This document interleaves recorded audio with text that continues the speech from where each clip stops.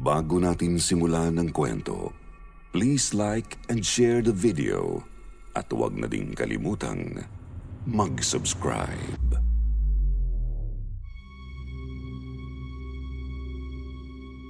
Tayong mga Pilipino ay kakaiba kung magmahal at magpahalaga sa ating mga kababayan.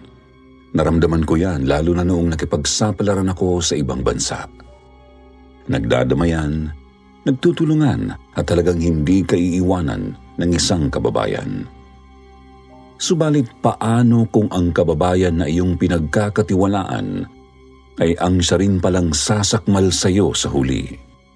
Paano kung ang kababayang iyon ang magparanas sa iyo ng isang kakilakilabot na bangungot na kailanman ay hindi mo malilimutan? Magandang araw, Sir Jupiter, at ganoon din sa lahat ng subscribers ng Kwentong Takip Silim, Sitio Bangungot at dito sa Sitio Pangil. Tawagin na lamang po ninyo akong Mafi, isang tubong Cebu na ngayon ay nakatira na rito sa Qatar. Bago pa lamang po ako sa inyong channel at nang matagpuan ko ito ay hindi ako nagdalawang isip na isulat at ipadala sa inyo ang personal kong karanasan sa kamay ng isang nakakikilabot na nilalang, ang aswang. Opo, aswang. At kung iniisip ninyo na kathang isip lamang sila at panakot lamang sa mga bata, nagkakamali kayo. Dahil ako at ang asawa ko ang mga buhay na patunay na lumalakad sila kasama natin sa mundong ito. Panganay ako sa 5 magkakapatid at pangarap ko noon na mapatapos ko silang lahat sa pag-aaral. Maayos naman ang naging buhay ko noon sa Qatar. Maswerteng napunta ako sa isang napakabait na pamilya. Pero mas naging masaya ako nang makilala ko ang mister ko doon. Isa siyang negosyanteng taga-Qatar. Hindi ko na po ikikwento ang love story namin. Basta noong 2021, ikinasal kaming dalawa. Hindi na niya ako pinabalik ng Pilipinas at pagkalipas lang ng kalahating taon ay nabuntis ako.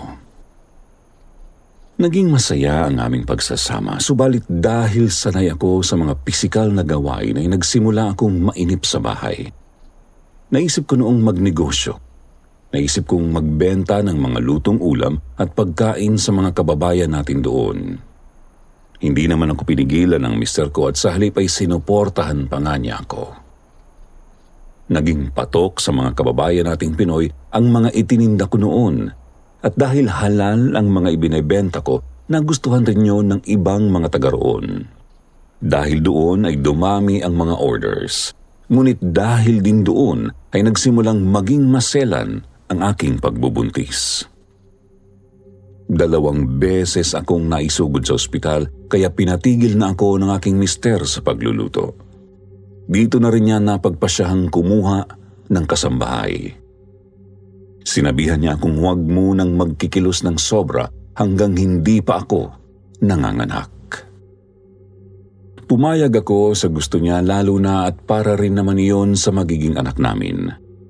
Patapos na ako noon sa 2nd trimester ko at ramdam ko noon na bumibigat na ang tiyan ko. Pero sinabi ko na kung maaari ay pinay sana ang kunin niyang kasambahay. Pumayag naman siya. Medyo nahirapan kaming humanap noon hanggang sa nabanggit ko yun sa kaibigan kong si Christy. Isa ring Pinay na pinalad makapag-asawa ng taga doon. May inirekomenda siyang agency at kaagad naming tinawagan yun. Hindi nagtagal ay tumawag sila sa amin at sinabing may nahanap na silang kasambahay para sa amin. Sa madaling salita ay nagkaroon na kami noon ng kasambahay at yun ay sa katauhan ni Risa, isang dalagang taga Leyte. Tuwang-tuwa ako nang makita siya. Naalala ko ang kabataan ko sa kanya. Palangiti at masayahin si Risa. Kaya naman nakapalagayan ko kaagad siya ng loob. Kagaya ko ay sa bukid siya lumaki at panganay rin siya sa 5 magkakapatid. Ngunit may napansin akong kakaiba sa kanya. May mga pagkakataong tila natutulala siya sa lupa at bumubulong mag-isa. Hindi ko naman pinansin yun. Kaagad ko siyang inilibot sa bahay at ipinaliwanag sa kanya ang mga magiging gawain niya. Wala naman siyang naging reklamo. Ang totoo ay excited na kaagad siya na magsimula. Inihatid ko siya sa kanyang magiging kwarto. Doon iyon sa baba sa tabi ng labahan. Maayos ang silid na yun, may aircon at may maayos na higaan. Nakita ko kung paano nagningning ang mga mata niya nang makita ang kwarto. Natuwa ako noon at sinabing huwag siyang mahihiyang magsabi ng mga kailangan niya sa akin. Alam ko ang hirap ng pagiging isang kasambahay kaya gusto kong maging komportable siya habang nagtatrabaho. Habang naglalabas siya ng mga gamit ay may napansin akong maliit na banga sa kanyang bag. Pahaba iyon na parang florera at parang kasing laki lang ng maliit na bote ng mineral water. Gawa iyon sa putik at kakulay ng isang lumang palayok. Lumapit ako. Nagpaalam akong titignan ang bagay na iyon nang mabilis na iyong hinablot at niyakap. Napatigil ako at napatingin sa kanya. Nagsalubong ang mga kilay niya habang nakatingin ng masama sa akin. Humingi ako ng paumanhin. Hindi ko akalain na ganoon ang magiging reaksyon niya. Kumalma siya. Yumuko siya at pagkatapos ay humingi rin ng paumanhin habang iniaabot ang banga sa akin. Pamana raw kasi sa kanya yun ng kanyang pinakamamahal na lola. Napakahalaga raw noon dahil yun na lang ang tanging alaalang iniwan nito bago mamatay. Hindi ko naman nakinuha ang banga. Ngumiti ako at muling humingi ng paumanhin sa kanya. Pagkatapos ay pinagpahinga ko na siya at sinabihang bukas na siya magsimula. Lumapad ang ngiti sa kanyang mukha. Nagpasalamat siya at niyakap niya ako. Nangako siyang magiging masipag sa lahat ng oras. At yun nga ang ginawa niya. Masipag at mabusisi sa paglilinis si Risa. Walang sulok ang nakaliligtas sa kanya. Halos pwede nang tirahan ang banyo namin dahil sa sobrang tindi niya na maglinis. Maging ang asawa ko noon ay namangha sa kasipagan ng dalagang yun. Hindi nga lang siya maaasahan pagdating sa pagluluto. Pero ayos lang. Napakabilis rin kasi niyang matuto at napakamasanurin pa nga. Tuwang-tuwa ako noon na siya ang nakuha naming katulong. Ngunit habang tumatagal ay may napansin akong kakaiba sa kanya. Tuwing mapapadaan ako sa kwarto niya ay naririnig kong mayroon siyang kinakausap. Malakas ang boses niya at tumatawa pa kung minsan. Ngunit kapag naramdaman na niya ako sa tapat ng pinto ay bigla na lang siyang bumubulong at sinasabi sa kausap na huwag itong mag-ingay at baka magalit ako. Hindi ko naman uli pinansin yun at inisip ko na lang na baka may kausap siya sa cellphone. Pero isang gabi ay naiwan niya ang cellphone niya sa sala. Dinala ko yun sa kwarto niya. Muli kong narinig na may kausap siya sa loob. Kakatok na ako nang biglang bumukas ang pinto. Napaurong ako at napahawak sa dibdib sa gulat. Dumungaw siya sa siwang ng pinto. Madilim sa loob ng kwarto, tanging mukha lamang niya ang nakikita ko. Napatitig ako sa mga mata niya at tumayo ang mga balahibo ko sa katawan nang makitang baliktad ang refleksyon ko sa mga iyon. Naalala ko ang kwento ng lola ko noon tungkol sa ganoon. Kapag nakita mo raw na baliktad ang refleksyon mo sa mata ng isang tao, aswang daw ang taong yon. Napaurong ako at napalunok ng laway. Kumurap siya ng 3 beses. Muli akong tumitig sa mga mata niya ngunit hindi na baliktad ang refleksyon ko doon. Tuluyan na niyang binuksan ang pinto at tinanong ako kung ano ang problema. Napatitig ako sa kanya ng ilang segundo bago ko iniabot ang cellphone sa kanya. Tinanong ko siya kung sinong kausap niya pero tumawa lang siya ng mahina sabay sabing nagpapahinga na siya at hindi nagsasalita. Baka raw dala lang iyon ng maselan kong pagbubuntis. May ganoon din daw kasing kaso sa kanila noon, pero huwag daw akong mag-alala dahil mawawala rin naman daw yun. Napabuntong hininga ako at napailing. Pagkatapos ay nagsabi na akong aalis. Isasara na niya ang pinto nang mapasulyap ako sa loob ng kwarto. Sa kama niya, nakita ko ang kakaibang banga at napanganga ako nang makitang parang gumalaw yun. Pinigilan ko ang pagsara niya ng pinto. Itinulak ko iyon habang nakatitig sa banga. Tinanong niya ako kung ano ang problema at sinabi kong nakita kong gumalaw ang banga. Pero tumawa siya. Kinuha niya iyon at inilapit sa akin. Wala raw laman yun at imposibleng gumalaw mag-isa. Tumingin ako sa kanya. Kinuha ko ang banga. Magaan nga iyon.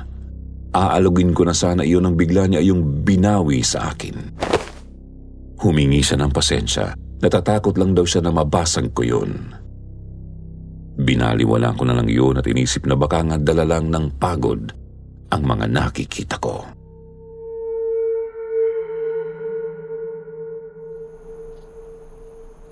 Isang araw, namili ako ng mga kailangan sa bahay at mga sangkap sa pagluluto. Mahilig naman kasi talaga akong magluto. At dahil sa kalagayan ko, ay kadalasang namimili na ako ng para sa isang linggo. Bumili ako noon ng mga nakapak na gata, karne ng manok at mga isda. Balak kong maggata noon ng gulay at nagpaluto rin si Christy ng ginataang manok at papaya para sa parating nitong birthday. Bilang ko ang pakete ng gata. Ngunit noong gabi din ng araw na yon, nang tumingin ako sa lagayan, ay kulang ng isa ang mga iyon. Tinawag ko si Risa at tinanong kung ilang pakete ng gata ang inilagay niya doon. 9 lang daw, pero sigurado akong 10 ang binili ko. Hindi ko pinansin yun at naisip kong baka naiwan ko sa supermarket ang isa. Gumamit ako ng 2 pakete noong gabing yun, subalit 2 gabi ang lumipas. Nagkulang naman ng 2 ang mga naroon. Dito na ako nagdududa. Pero inisip ko rin kung bakit pag-iinteresan ni Risa ang mga pakete ng gata na yun. Habang nag-iisip ako sa kusina ay may napansin akong dumi sa sahig, sa tapat ng ref. Kumuha ako ng basahan para punasan yon pero natigilan ako nang makitang parang yapak niyon ng isang maliit na aso. Wala kaming mga alagang hayop kaya nakapagtatakang mayroong ganoon doon. May mga bakas na papunta sa ref at mayroon ding palayo na. At paglabas ng kusina ay nawala na rin ang mga bakas na iyon. Bumalik ako sa ref. Binuksan ko iyon at napansin kong kulang na ang mga karneng naroon. Bilang ko ang mga naroon, lalo na at ako mismo ang naglalagay ng mga karne doon. Napaisip ako, ngunit ng mga oras na iyon ay nakaramdam ako ng kakaiba. Para bang may nakatingin sa akin mula sa lahat ng direksyon. Pakiramdam ko noon ay nahubaran ako at ilang sandali pa, nakaramdam ako ng pagkahilo. Wala ang asawa ko noon kaya si Risa na lamang ang tinawag ko. Dali-dali namang tumakbo papunta sa akin ang dalaga. Inalalayan niya akong maupo sa upuan at kinuhaan ng tubig. Inutusan ko siyang tumawag ng ambulansya, ngunit binawi ko rin iyon dahil biglang bumuti ang pakiramdam ko matapos uminom ng tubig. Pinakalma ko muna ang sarili ko. Pagkatapos ay tinanong ko siya tungkol sa mga bakas ng paa ng aso sa sahig. Ngunit nang tanungin ko siya at tignan ko ang sahig, wala nang ni isang bakas doon. Tinanong ko siya kung nagpuna siya ng sahig, ngunit hindi raw. Tinanong niya ako kung ano ang nangyayari at sinabi ko sa kanya ang nakita ko. Pero imposible raw yun, bukod sa wala kaming mga alagang aso ay nilampas raw niya ang sahig noon. Tumayo ako, binusisi ko ang sahig, ngunit napakakintab noon at walang nibakas ng kahit anong dumi. Napatingin ako kay Risa. Nilapitan niya ako at sinabing magpahinga na ako dahil gabi na. Siya na raw ang mag-aasikaso doon. Hindi naman na ako sumagot at pumunta na ako sa kwarto. Wala nga po ang asawa ko noon dahil pumunta ito sa isang business trip. Kaya noong gabing iyon, sa unang pagkakataon, inilak ko ang pinto ng kwarto namin. Subalit noong gabing iyon ay hindi ako nakatulog ng maayos. Ramdam ko rin na maging ang bata sa tiyan ko ay tila natatakot. Naglilikot kasi ito at parang hindi mapakali. Lumipas ang mga araw, Sir Jupiter. Wala nang kakaibang nangyari. Hanggang sa dumating ang gabi bago ang kaarawan ni Christy. Inihanda ko noon lahat ng kakailanganin sa ulam na ipinaluluto niya sa akin. Inilagay ko lahat ng iyon sa lababo at ibinaba ko na mula sa freezer ang manok na gagamitin para kinabukasan ay diretso luto na lang ako. Kumpleto iyon nang matulog ako. Ibinilin ko rin iyon kay Risa. Ngunit kinabukasan, nagtaka na lamang ako nang magkulang ang mga pakete ng gata. At ang pinaka nakapagtataka ay halos mga lahati ang karne ng manok para sa putahing iyon. Hindi lang yun ang nawala, maging ang ilang mga frozen na mga isda ay nagkulang na rin. Tinawag ko si Risa, ngunit gaya ng dati, hindi raw niya alam kung ano ang nangyari. Grabe ang inis ko noon na pinagbabato ko na lahat ng nasa harapan ko sa lababo. Hindi ako naiinis dahil nawawala ang mga pagkain. Natatakot ako dahil hindi ko maintindihan kung paano nangyayari ang mga iyon. Tumawag ako sa asawa ko noon at sinabi ang nangyari. Nag-alala siya at sinabing magpapapunta ng mga pulis para matignan ang bahay. Maya-maya ay dumating ang mga pulis sa bahay namin. Hinayaan ko silang galugarin ang buong bahay. Inabot sila ng halos 2 oras, subalit wala silang nakitang kakaiba. Pinayuhan na lamang nila kami na panatilihing sarado ang mga pinto at tumawag sa kanila kung may mga kakaiba pang mangyayari. Wala na akong nagawa noon kung hindi ang mapakamot ng ulo. Iniluto ko na lang ang mga natira at nag-order ako ng pandagdag sa dadalhin ko kina Christy. Hindi ko naman nainusisa pa si Risa.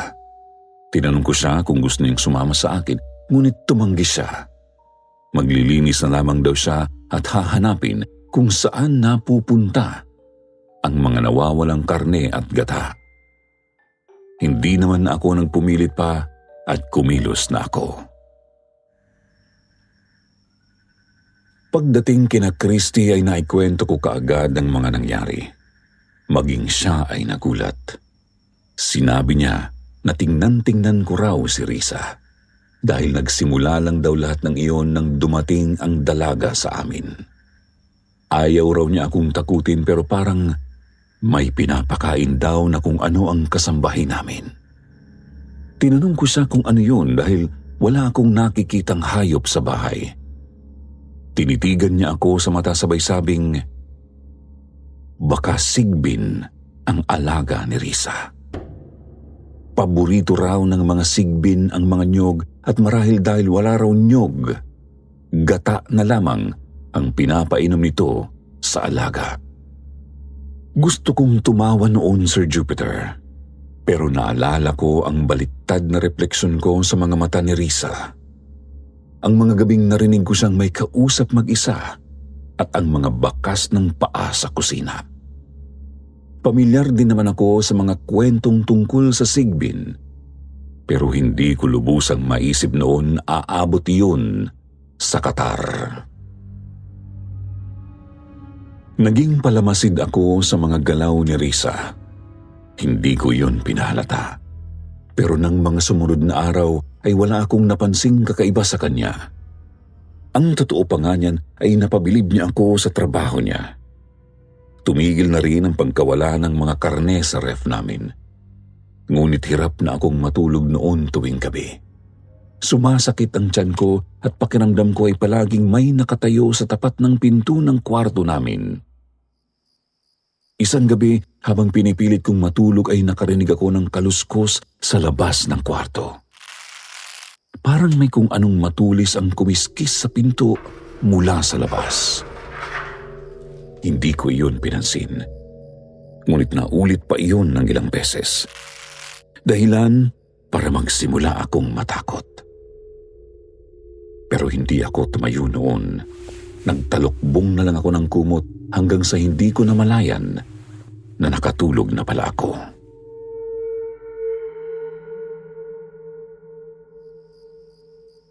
Isang gabi nagising ako sa sobrang sakit ng aking tiyan. Dahan-dahan akong bumangon at napangiwi ako nang maramdamang tuyong-tuyo ang aking bibig at lalamunan.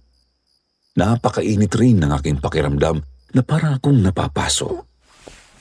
Inalis ko ang kumot sa pagkakatakip sa akin at ramdam na ramdam ko ang paglabas ng pawis sa lahat ng parte ng aking katawan. Tiningnan ko ang aircon, subalit wala naman yung problema. Maya-maya, nakarinig ako ng parang pagtawa ng isang bata. Hinanap ko ang pinanggalingan ng tunog at sigurado akong galing iyon sa labas ng kwarto. Tumulo ang pawis mula sa aking noo. Sumilip ako sa siwang, ngunit wala akong nakita. Naghalo ang takot at ang aking pagkamausisa ng mga oras na iyon. Alam kong may kung anong hindi maganda sa likod ng pintong iyon, pero hindi ko rin mapigilan ang sariling alamin kung ano yon.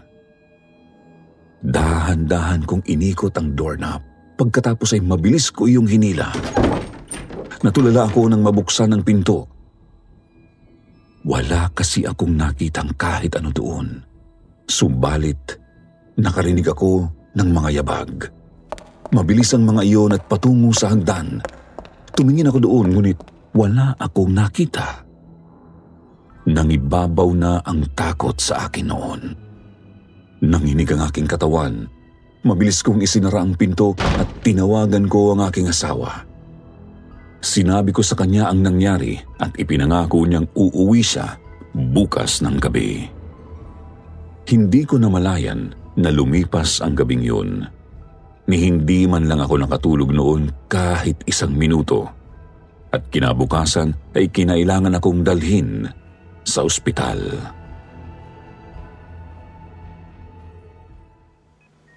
Doon na ako pinuntahan ng asawa ko. Kinausap raw niya si Risa at wala naman daw siyang napansing kakaiba rito. Baka raw dala nga lang ng maselan kong pagbubuntis ang mga nakikita at naririnig ko. Ipinangako rin niya na hindi na siya aalis hanggang sa mga anak ko. Matapos maklear ng mga doktor ay nakalabas din ako ng araw na yun. At pag-uwi namin ay hinalughog ng asawa ko ang buong bahay. Inilabas pa niya ang plano ng bahay at buong maghapon niyang inisa-isa ang mga sulok na maaaring pamahaya ng hayop o kahit ng magnanakaw. Subalit ni bakas ay wala raw siyang natagpuan. Pero hindi siya tumigil doon. Agad-agad ay nagpakabit siya ng mga CCTV cameras sa lahat ng sulok ng bahay. Gabi na nang matapos maikabit ang mga CCTV. Pagod na pagod ang asawa ko at nakatulog na lang ito basta sa kwarto namin. Hindi ko na siya ginising. Nagasikaso ako sa kusina. Si Risa naman ay naglinis ng mga naiwang kalat ng mga nagkabit ng CCTV. Nang matapos, nagpaalam na siya sa akin na magpapahinga. Pumayag naman na ako nang makitang tila patang-pata na rin siya sa pagod. Hindi nagtagal ay natapos rin ako sa ginagawa ko. Paakyat na ako ng hagdan nang makarinig ako ng malakas na tunog ng isang daga. Tumigil ako. Muli kong narinig ang tunog. Sigurado akong daga iyon. Sinundan ko ang tunog at dinala ako noon sa tapat ng kwarto ni Risa. Narinig kong muli ang huni na yun, ngunit sa pagkakataong ito ay narinig kong nasundan iyon ng pagtawa ni Risa. Sandali akong napatigil sa tapat ng pintong iyon. Ilang sandali pa ay narinig ko si Risa na umawit. Hindi ko maintindihan ang lengguwahe ng kantang yun. Hindi iyon Bisaya o Cebuano, tunog dasal iyon, ngunit hindi ko maunawaan ang mga salita. Pinakinggan ko iyon hanggang sa bigla akong nakaramdam ng pagkahilo. Napahawak ako sa pinto. Narinig ko si Risa sa loob na tila nataranta. Maya-maya ay binuksan niya ang pinto. At nang maabutan niya akong nakakapit sa pintuan, ay inalalayan niya ako papuntang sala. Hinawakan niya ako sa braso nang mapatingin ako sa loob ng kwarto niya at kaagad kong inalis ang mga kamay niya sa akin nang may makita ako doon. Pumasok ako sa kwarto. Dahan-dahan akong yumuko. Mula sa ilalim ng kama ay hinugot ko ang isang pakete at napangiwi ako nang makitang pakete iyon ng gata. Wala ng laman at medyo nangangamoy na. Tiningnan ko pa ang nasa ilalim at napailing na lamang ako nang makita ang iba pang pakete doon na walang laman. Kumarap ako sa kanya. Tinanong ko siya kung bakit naroon ang mga iyon. Yumuko siya at napakagat ng labi habang pinagkikis-kis ang mga kamay. Hindi raw niya sinasadya. Mahilig daw talaga siya sa sariwang gata. At dahil daw hindi siya makabili ng nyug doon, ay iyon na lamang ang ininom niya. Humingi siya ng paumanhin at sinabing ikaltas ko na lamang iyon sa sahod niya. Huwag ko lamang siyang paalisin. Kailangan pa raw niya kasing magbayad ng mga utang sa Pilipinas. Tumulo ang luha mula sa kanyang mga mata at parang nadurog ang puso ko noon. Kaya pinagbigyan ko siya. Ipinalinis ko sa kanya ang kwarto at sinabihang magsabi kung mayroon siyang kailangan na gaya noon. Mas maigi yun kaysa magnakaw siya. Tumango siya. Palabas na sana ako ng kwarto nang maalala ko ang tungkol sa narinig kong daga. Tinanong ko siya, ngunit wala naman daw siyang naririnig na ganoon. Pero kung mayroon man daw siyang makita ay agad niyang sasabihin sa akin.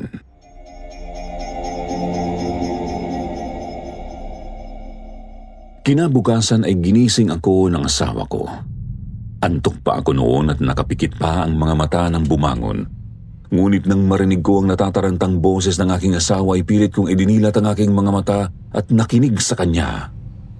Ipinakita niya sa akin ang tablet niya at napangangang ako nang makita ang mga larawan ng sirang mga CCTV camera sa bahay. Basag ang mga yun at pinutol ang mga wire. Pagkatapos ay ipinakita niya sa akin ang huling mga footage na nakuha ng mga kamera. Subalit walang kakaibang nahagip ang mga iyon. Napatingin ako sa kanya. Tatawagan daw niyang muli ang mga pulis, pero pinigilan ko siya. Naisip ko kasing gumamit ng mga hidden camera.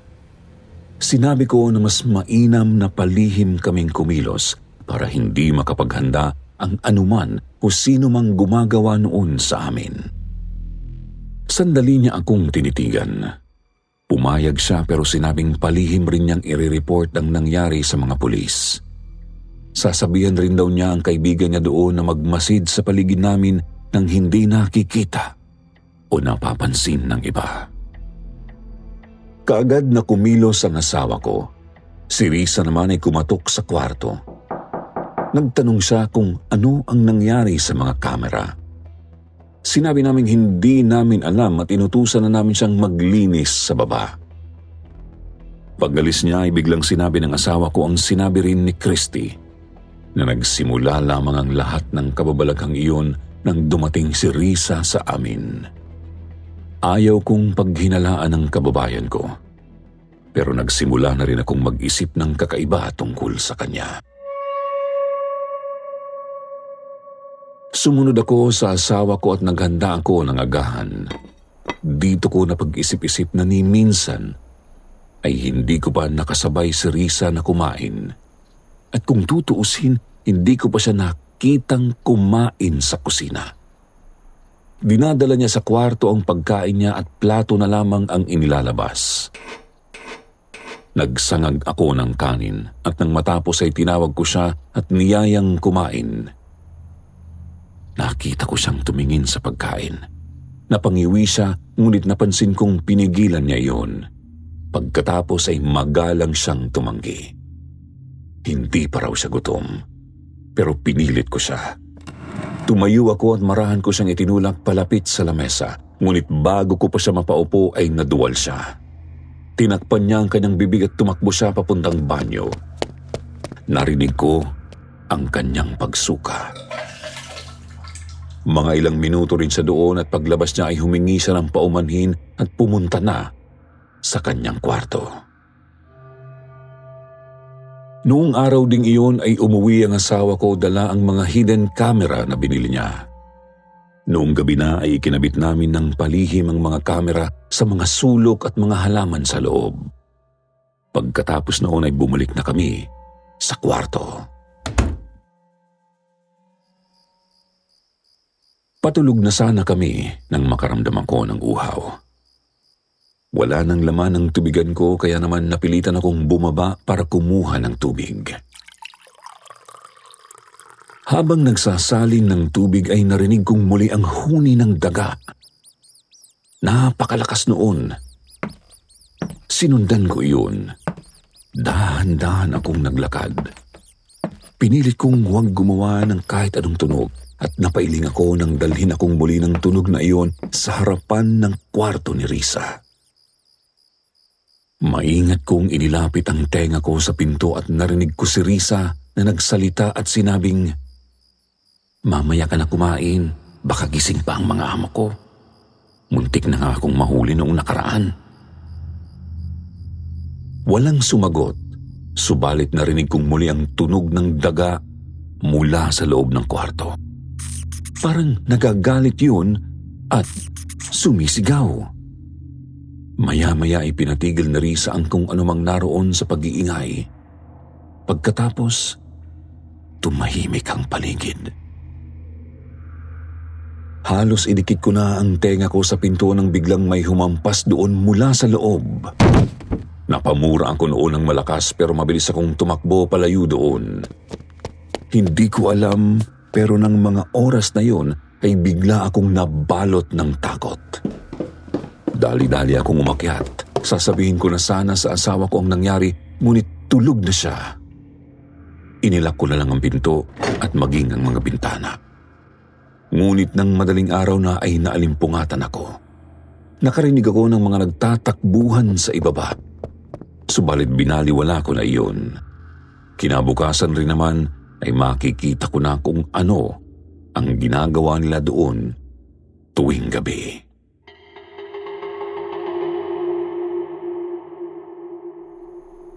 Mataas na ang araw nang magising ako. Wala na ang asawa ko sa higaan kaya mabilis akong bumangon at bumaba. Sa may sala ay nakita ko siya. Galit na galit at aligaga sa paghahanap ng kung ano. Nilapitan ko siya at tinanong kung ano ang nangyari. At nanlumo ako nang sabihin niyang nawawala lahat ng hidden camera na inilagay namin kagabi. Wala raw natira ni isa.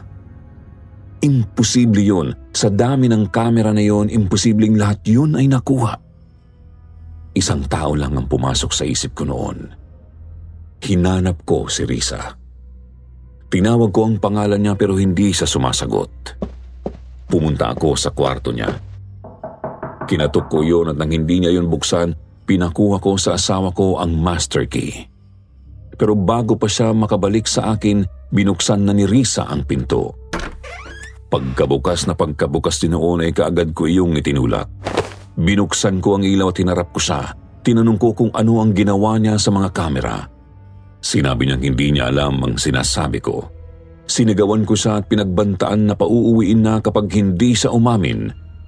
Pero umiyak siya at sinabing wala talaga siyang alam. Pero hindi ako nagpadala doon. Hinalugog ko ang kwarto, binaligtad ko ang mga unan, kumot at tiningnan ko lahat ng pwede niyang paglagyan ng mga kamera. Pero wala akong nakita doon ni isa. Maging ang asawa ko ay tumulong na, ngunit wala talaga siya. Muli ko siyang hinarap. Tinanong ko siya kung sino ang kausap niya tuwing gabi, pero umiling lang siya habang umiiyak. Muli ko siyang tinanong pero pagbabanta na ang isinagot niya sa akin. Isusumbong daw niya kami at magrereklamo siya ng pang-aabuso. Hindi ko napigilan ang sarili ko nang marinig yun. Nasampal ko siya at nasabihan ng walang utang na loob. Hindi ako karaniwang ganoon. Hindi ko alam pero marahil ay dala yun ng pagbubuntis ko. Inawat na ako ng asawa ko. Hinila niya ako palabas. Pagkatapos ay sinabihan niya si Risa na huling araw na nito sa bahay. Sumakit ang tiyan ko noon. Dinala ako sa ospital at mabuti na lamang ay walang masamang nangyari. Humingi ako ng paumanhin sa asawa ko. Sinabi ko sa kanya na kakausapin ko ng maayos si Risa. Naisip ko kasi noon na mali ang ginawa ko. Nagpadala ako sa emosyon ko kahit wala namang sapat na ebidensya na si Risa nga ang may kagagawan ng pagkawala ng mga kamera.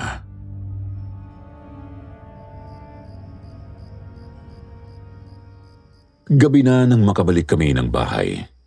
Patay na ang ilaw sa sala at tanging sa kusina na lamang ang may ilaw. Papasok na ako nang biglang may naapakan akong tila na durog. Napatingin ako sa aking paanan at nanlaki ang mga mata ko nang makita ang isa sa mga hidden camera. Nagkatinginan kaming mag-asawa. Dali-dali niyang kinuha ang nasa sahig at kumpirmado. Isa yun sa mga hidden camera. Ibinulsa niya yun pagkatapos ay pumasok na kami ng bahay. Pagpasok namin ay nadatnan namin si Risa sa kusina. Nag-iinit ito ng kanin sa microwave. Binati niya kami at pagkatapos ay humingi siya ng paumanhin.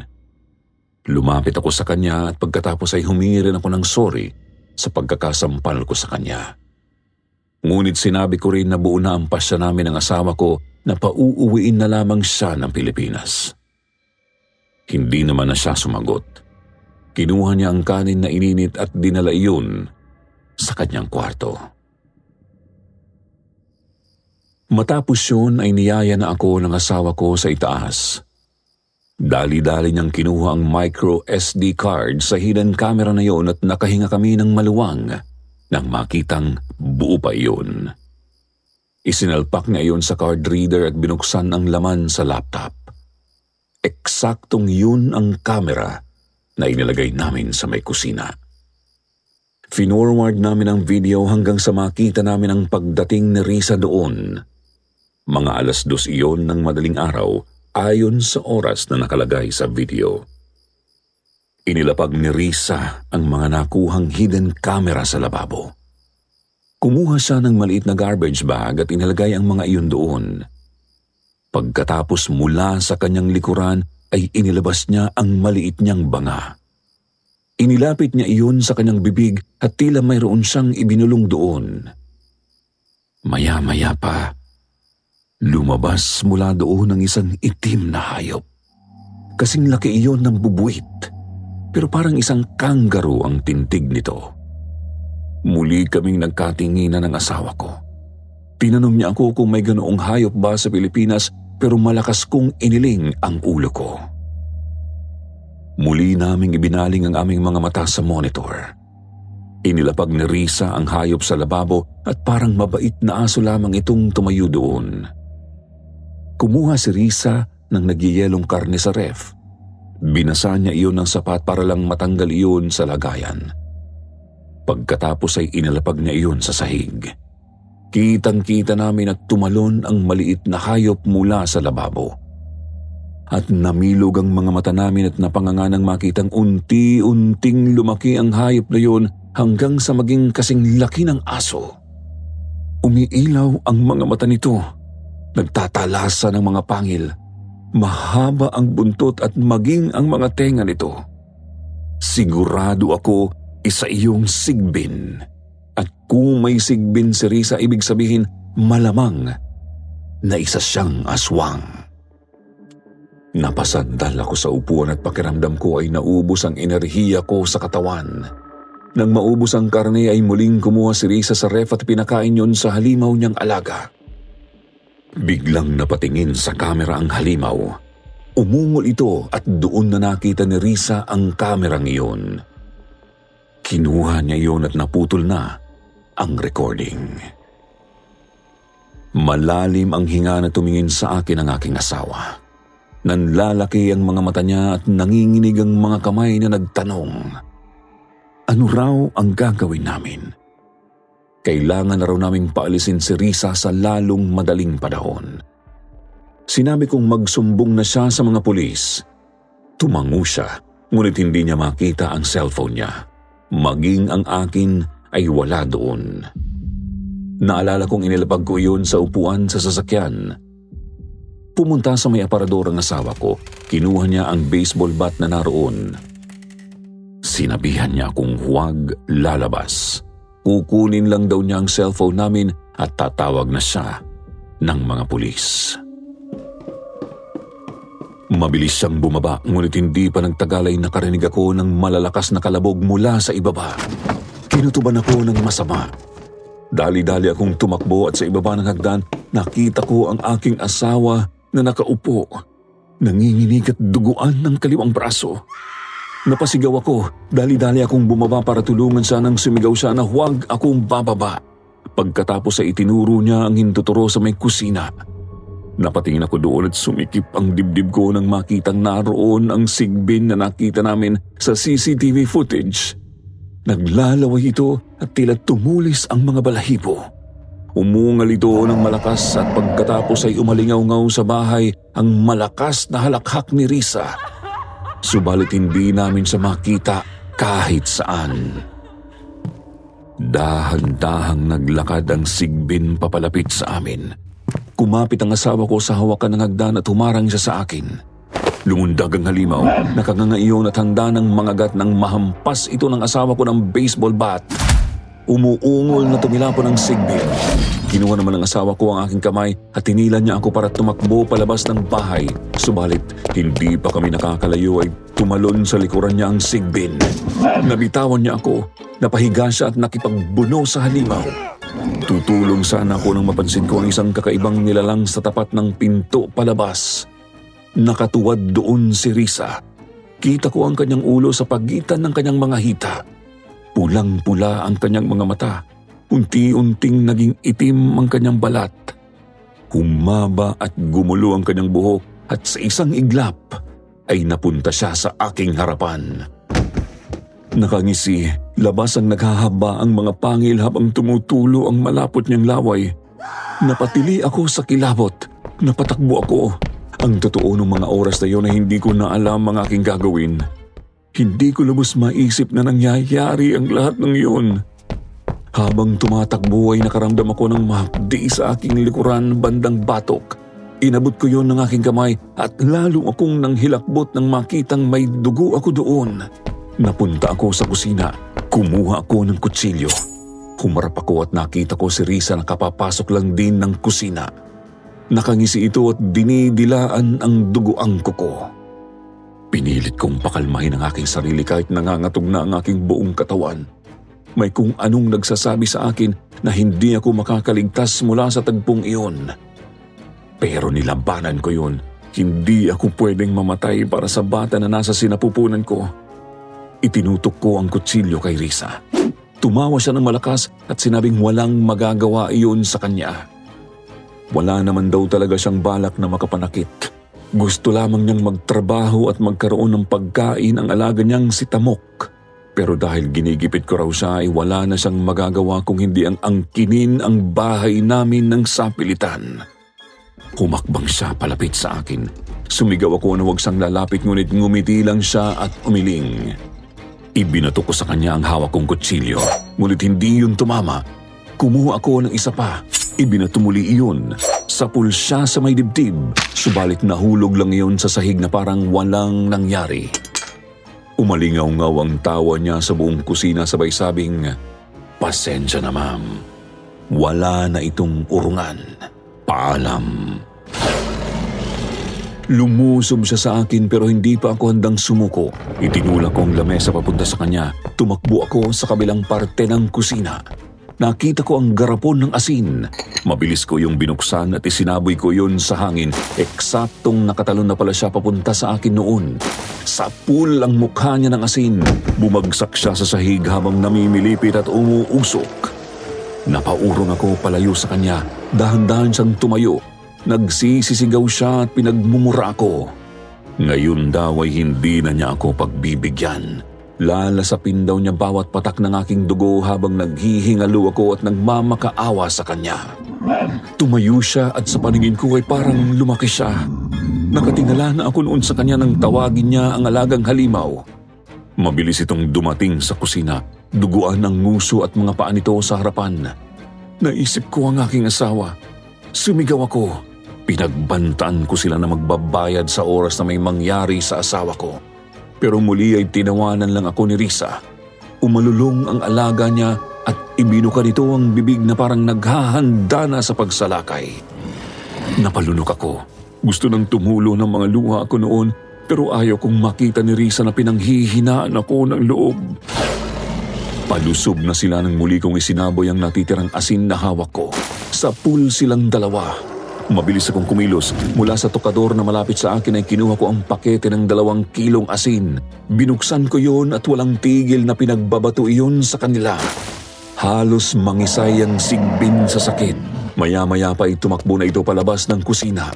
Nagpatuloy ako sa pagsaboy ng asin at nakita kong nalalapnos na ang balat ng aswang sa harapan ko. Pinilit niyang tumayo. Pinagmumura niya ako. Maging ang paa niya ay umuusok na dahil puro asin na rin ang sahig. Sumigaw siya ng napakalakas.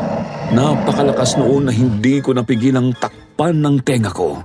Pagkatapos ay paika-ika itong tumakbo palabas ng kusina. Sinundan ko ito. Umakyat ito sa taas, diretso ito sa aming kwarto at pagkatapos ay narinig na lamang namin na nabasag ang bintana namin doon.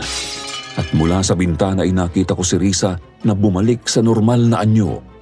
Lumit din ang alaga ng halimaw at pumasok sa banga na kinuha niya mula sa bulsa niya. Lumingon pa siya sa bahay bago tumakbo palayo. Gumaan ang hangin sa bahay matapos yun. Mabilis kong pinuntahan ang aking asawa at halos madurog ang puso ko nang makita siyang nakahandusay sa sala. Nagmamadali ko siyang nilapitan. Puno ng sugat ang kanyang mga braso at sa tabi niya ay ang baling baseball bat. Ginising ko siya at nakahinga ako ng maluwag ng dahan-dahan niyang idinilat ang kanyang mga mata. Tinanong niya kung ano ang nangyari at sinabi kong tumakas na si Larissa. Pinilit niyang umupo at pagkatapos ay niyakap niya ako. Mabuti na lang daw at walang nangyaring masama sa akin at sa magiging anak namin. Humingi rin siya ng paumanhin dahil sa oras na kailangan ko siya ay wala siyang nagawa. Pero hindi totoo yun. Kung wala siya, siguro mabilis lang akong nalapa ng mga halimaw na yon. Itinayo ko siya at pagkatapos ay pumunta kami ng ospital. Ang asawa ko pa ang nagmaneho at pagdating namin doon ay kaagad na nagkagulo ang mga tao sa emergency room. Puro dugo kasi talaga ang damit ng asawa ko. Subalit mabuti na lamang at walang seryosong sugat siyang natamo. Ganoon din po ako. Hindi naman daw ganoon kalalim ang sugat ko at wala naman daw nangyaring masama sa bata sa aking sinapupunan. May isang Pinoy nurse doon. Tinanong niya ako kung ano ang nangyari. At nanlaki ang mga mata niya nang marinig ang kwento ko. Sabay sabing naniniwala siya sa mga aswang. Pero hindi niya akalain na aabot sa Qatar ang mga kagaya nito. Binilinan niya kami na huwag nang bumalik sa bahay na yun. Panigurado raw kasi ay babalikan kami ng mga nakatakas na halimaw. Sinabi ko naman iyon sa asawa ko. Hindi na rin niya balak bumalik doon. Ibebenta raw niya yun at lilipat na lang kami ng bahay. Kinabukasan ay nakalabas din kami ng ospital. Kaagad naming inireport ang nangyari sa pulis na kakilala ng asawa ko. Pumunta sila sa bahay pero bakas ko sa mukha niya ang pagdududa. Hindi ko naman siya masisisi. Sino ba naman ang maniniwala na nangyari ang lahat ng iyon? Naisip ko noon ang CCTV footage. Umakyat ako para kunin yun, pero hindi ko na iyon nakita. Naisip kong yun ang dahilan kung bakit umakyat pa si Risa noon bago tumakas. Hinalughog ng mga pulis ang kwarto ni Risa at doon nakita nila ang napakaraming plastic bag na may bahid pa ng dugo. Sa isang aparador ay may mga buto ng manok at baboy na natuyo na lamang.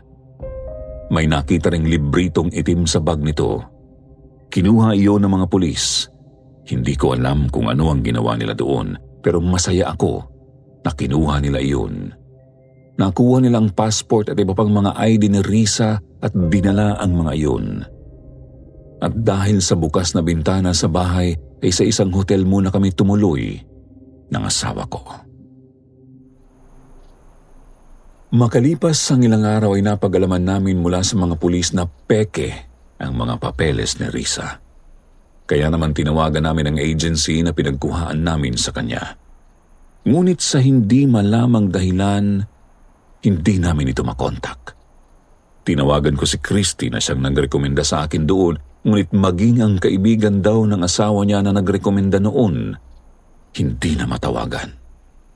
Noong araw ding iyon, nalaman namin na iligal maging ang agency na iyon at hindi iyon nakarehistro.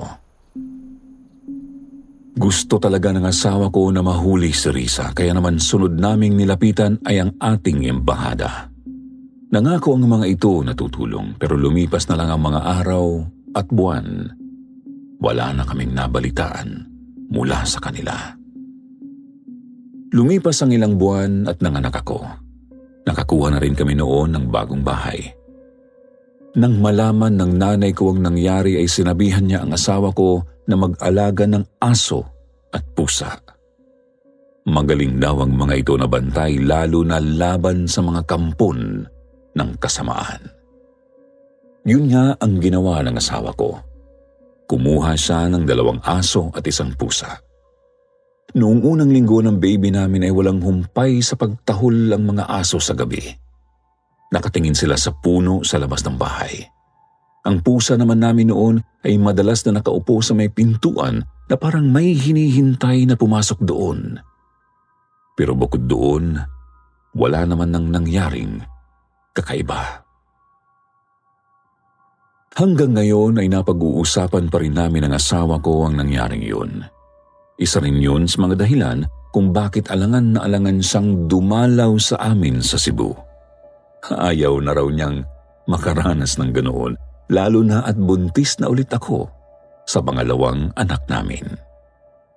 May bago na kaming kasambahay ngayon. Taga Mindoro siya. Kagaya ni Risa, masipag at mahusay rin itong magluto. 3 beses naming sinigurado ang katauhan niya at sa lehitimong agency na kami nakipag-ugnayan. Nakakatawa nga nung unang araw niya sa amin. Pinagbalad ko siya ng mga bawang, pinagsali ng asin at pinagpiga ng kalamansi. Ngunit lahat ng iyon, nagawa niya.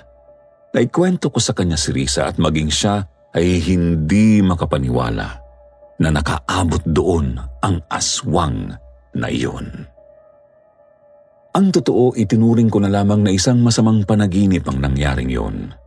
Isang bangungot na nagpabago sa aking mga pinaniniwalaan. May mga pagkakataong naiisip ko pa rin si Risa at natatakot ako na balikan niya kami. Pero kailangang magpatuloy ng buhay. Naglagay na lamang kami ng mga CCTV camera sa labas ng bahay at tinitingnan ko yun araw-araw. Subalit mula nang lumipat kami sa bagong bahay, wala naman na kaming nakitang kakaiba. Kung may natutunan man ako sa karanasang ito, yun ay ang huwag magtiwala kaagad kahit sa mga kababayan natin.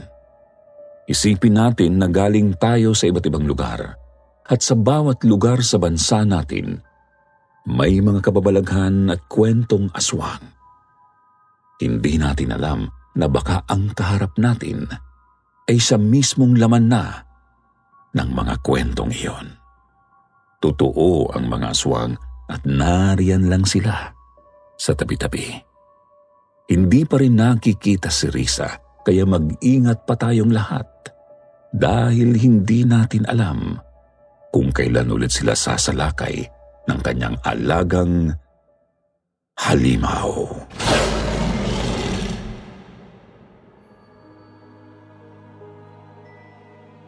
Kumusta po, Sir Jupiter? At sa mga tagapakinig ng channel na Sityo Pangil. Sana po nasa maayos kayong kalagayan, pati na ang inyong mga mahal sa buhay. Tawagin niyo na lang po akong Matt.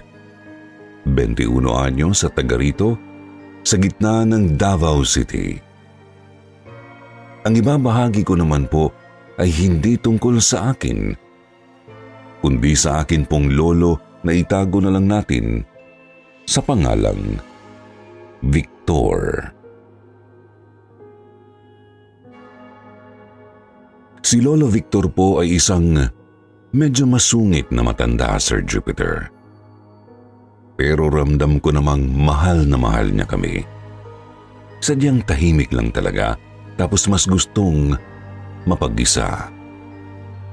Nagbago lang po ang tingin ko sa kanya nang isang araw ay nagkwento siya sa akin ng kanyang karanasan. Tungkol po sa kanyang Ate Monica. Gumagawa po ako ng project noon habang nakikinig sa inyong channel. Naka-speaker mode ang cellphone. Nasa sala po ako kasama si Lolo. Siyempre kapag sinabing Sityo Pangil, kwentong aswang talaga yan. Kaya kwentong aswang din ang nakaplay sa cellphone ko noon. Natigilan nga lang ako nang mapansin kong naluluha-luha na pala si Lolo Victor na nakaupo sa isa sa mga couch ng sala. Nag-alala ako kasi makakasama sa kalusugan ng puso niya ang grabing emosyon. Mahina na po kasi talaga ang pisikal na pangangatawan ni Lolo Victor. Kaya naman agad ko siyang tinanong kung anong problema. Sabi niya may naalala lang daw siya sa inyong kwento. Hindi siya agad nakapagsalaysay sa akin dahil humihikbi na talaga siya. Pero sinubukan ko pang usisain hanggang sa sinabi na rin niyang,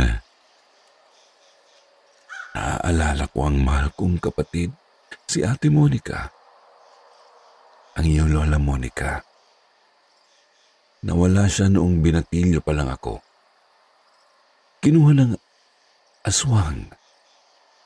Ng gabunan. Sir Jupiter, nanlaki ang mga mata ko sa narinig. Sa totoo lang, hindi ako makapaniwala sa sinabi ni Lolo. Hindi ko alam kung matatawa ba ako o mag-aalala sa mga naiisip niya. Sumagi kasi sa isip ko na baka dala lang ng katandaan, kaya nagkakaproblema na ang kanyang alaala. Gayunpaman tuloy-tuloy na siyang nagkwento sa akin, dala na rin siguro sa na-trigger na emosyon sa kanyang kalooban. Na-curious na rin po ako kasi hindi ko kilala ang sinasabi niyang Monica. Kaya hinayaan ko na lang si Lolo na magsalaysay.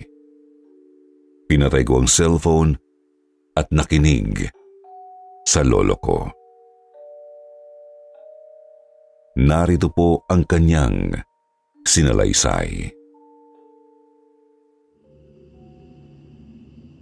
Ilang dekada na mula nang mangyari ito, Apo. 15 anyos pa lamang ako noon. Samantalang 17 naman ng aking Ate Monica. Pumunta kaming magpamilya sa kinalakhang bukid ng aking tatay Fredo para mamista. Doon sa lugar ng lolo't lola namin ni ate sa may Davao del Norte. May kalayuan na sa syudad yung lugar. Mga nasa mahigit 5 oras na biyahe mula sa mismong Davao City. May mga madadaanang mga taniman ng saging at mga palayan sa gilid ng kalsada. Tapos kailangan ding dumaan ng bus sa mga paakyat na mababatong daan. Hindi pa kasi naaabot ng mga sementadong kalsada ang mga liblib na lugar noong panahong yon. Yung mismong baryo, marami namang mga bahay pero hindi magkakadikit. Kaya gusto namin ni ate doon kasi malawak at presko ang paligid. Masarap gumala kahit pa tanghaling tapat. Sa biyahe pa lang ay sabik na talaga kami ng aking ate Monica. Lalo't ilang taon na rin kaming hindi nakadadalaw doon. Pista yun kaya maraming tao sa bahay ni na Lolo Boning at Lola Isang. Yun ang mismong bahay kung saan isinilang at lumaki si Tatay Fredo. Naunsyami nga lang ang gala namin dahil pasado 4:00 ng hapon na kami nakarating. Pagod sa biyahe tapos umaambon pa. Kaya sinabihan kami ni Nanay Betty na sa susunod na araw na lang umalis. Nanatili na lang kami sa bahay ni na Lolo at Lola noon. Ayos lang naman kasi naroroon ang mga pinsang matagal na rin naming hindi nakikita. Si Ate Jessica na dumayo kasama ang kanyang mga magulang galing Cebu, tapos sina Buboy at Ani na taga roon lang sa bukid. Naging masaya rin ang kainan namin doon kasi ang daming nakahain. May lechong baboy, lumpia, pansit, kalderetang kambing, inihaw na isda, kilawin, pinakbet at marami pang iba. Isama pa ang kaisasarap na sariwang mga prutas tulad ng mangga, makopa at bayabas.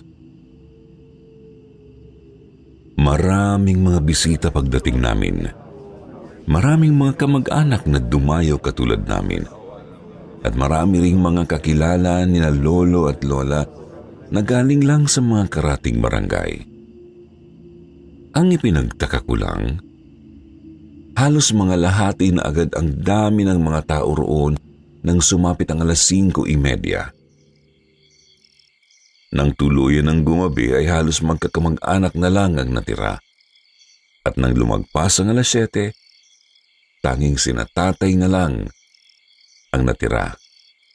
Ibig kong sabihin ang mga kapatid ni tatay at ang kani-kanilang mga kapamilya. Sa pagtataka ay kinausap ko si Lolo Boning. Lo, ba't ganun?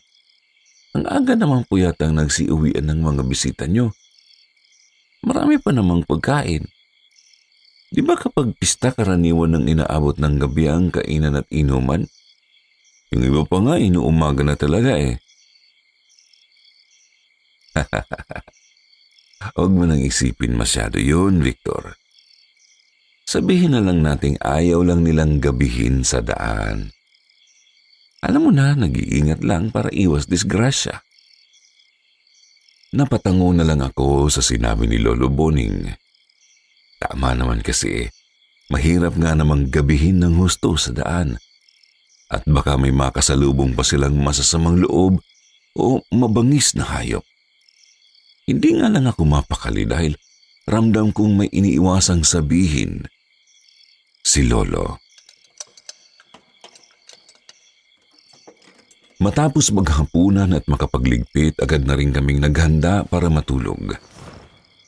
Sa sala natulog ang mga lalaki habang sa bakanting kwarto naman ang mga babae. Hindi naman ako nahirapang makatulog agad dahil nga napakasarap talaga ng simoy ng hangin sa lugar. Subalit, mga lagpas hating gabi ay nakaramdam ako ng pagkaihi.